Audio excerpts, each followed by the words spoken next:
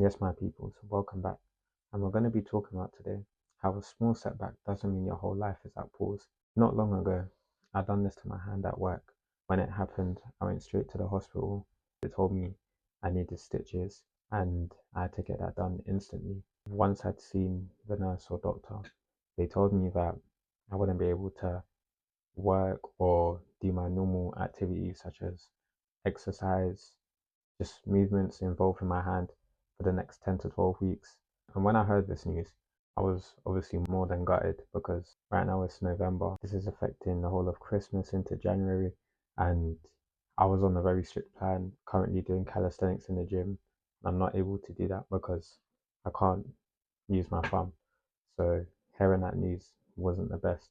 However, once I was at home, just watching TV, being on my phone all day, reminiscing about Christmas coming up, what am I going to get my family? What am I going to get my girlfriend? I was starting to get overwhelmed, thinking, oh, what am I going to do? How am I going to be able to do this, do that? And then I just came to the realization of not everything's in your control. Some things are just bound to happen in your life, but it's how you overcome it and deal with these situations and learn from yourself.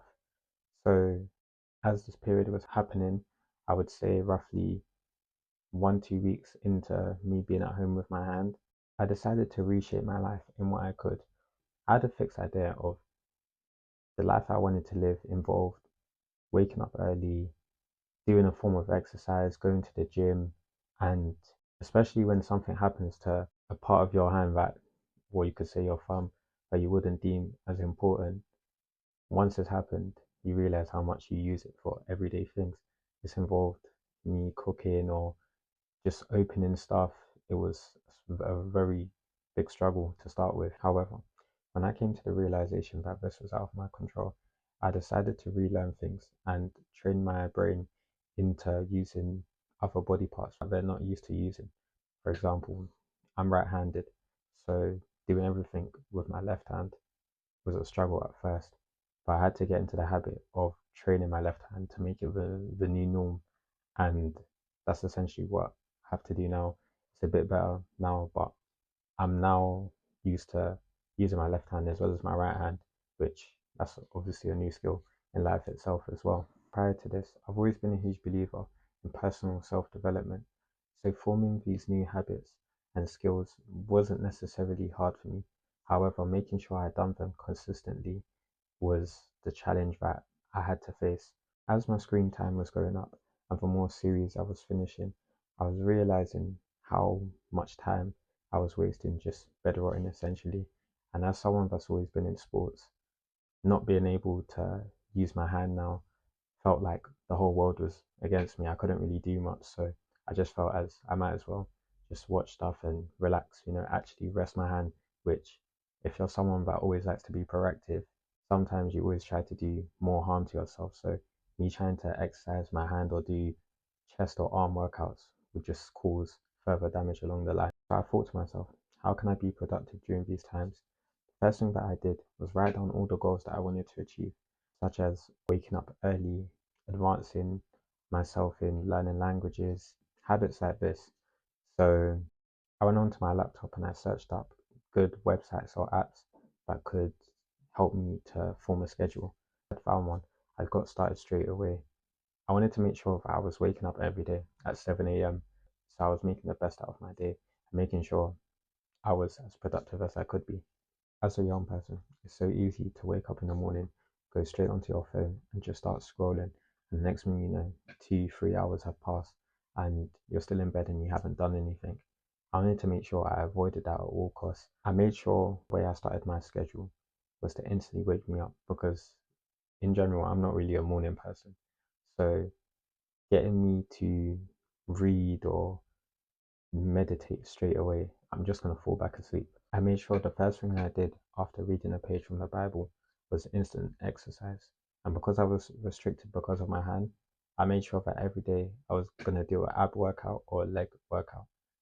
Therefore, I'm making minimal use of my hand. I'm still keeping fit at the same time. As I feel when you're starting your day with exercise, you instantly feel full of energy and you're ready to start the day. I don't want to go too deep into everything, but I made sure when creating my new schedule but I put the things that I would struggle to do first at the start rather than the end. Because as the day goes on, it's very easy to get distracted. It's very easy to just not feel like doing anything anymore. So it's essential when creating your new schedule, you want to involve some sort of downtime, even if it's 5, 30 minutes, even an hour. Just make sure you just give yourself time to just relax.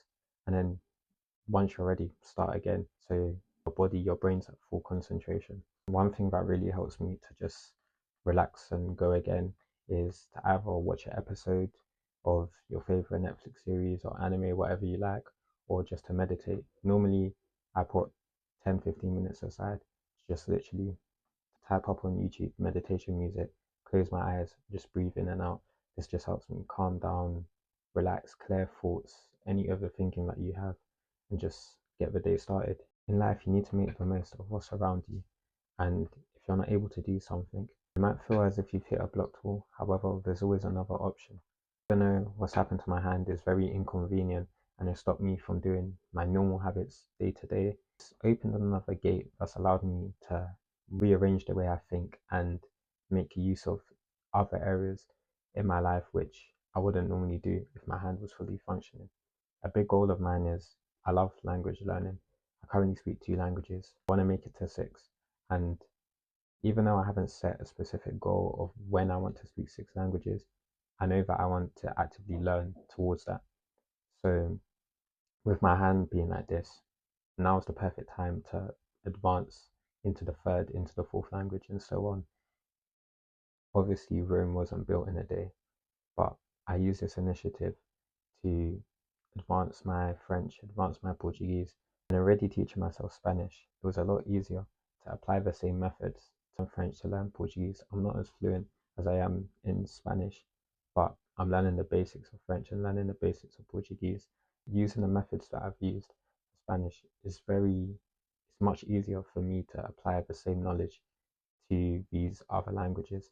And I've been making sure that I capitalize that whilst being at home. So whatever you're going through, you just need to make sure that you persevere and look at the bigger picture. Because I always say, whatever your current problems are, you're not going to be thinking about it in 2, 3 years, and it's not going to be a problem. Why are you thinking about it now? Everyone's chapter in life is different. You could be someone that's just starting and you want to get into starting new habits or learning new skills. And the best way to go about it is write down what you want to achieve and then break that down into everyday life and see how you can work towards that. But the most important thing is to not compare yourself to anyone else. You just want to stay motivated and driven because you could be watching this video thinking, oh, because I have a schedule where I'm doing 7, 8 things in a day, I need to do the same. You may attain information better than me. You may attain information a lot less. You just need to do what's right for yourself. Just make sure whatever goals you set individually, you're working towards them. And I'm telling you, you will see results instantly. And the last thing I want to say is make sure your bedroom is clean. But you may see a lot of videos of people saying this, but honestly, the truth is in the pudding. Like, if you're getting out of bed the first thing in the morning and you're not making your bed and you've got clothes all over your room scattered around, trust me, you're not going to be able to fulfill to your max potential. Honestly, clean your room, make your bed. If you're someone that does your activities in your room, such as working out or reading or meditating, once you've done that, you will genuinely feel the shift of energy in your room. You'll feel more productive. This might even lead you into more new habits, such as cleaning your room, cleaning places, or doing stuff you haven't done before. Maybe even stuff like wiping your TV, wiping your monitor, deep cleaning like ledges or your cupboards. So honestly, when the energy is good in your room, you'll be able to start your day well. This will lead into waking up. If you're waking up in the morning, your room just looks like a mess, you're going to feel more tired. You're not going to want to leave your bedroom. However, if you're waking up to a clean, tidy room, you're going to feel excited to start your day. I would say if you do want to change your life and you want to take steps towards that, that's definitely one of the basic things that you should definitely work towards. It was a pleasure sharing my thoughts with you. And if you're going through anything at life that's restraining you from doing your normal daily activities, I hope you're taking care of yourself, you're making some changes, and you're working towards your goals. And that's all I've got to say. I'm out.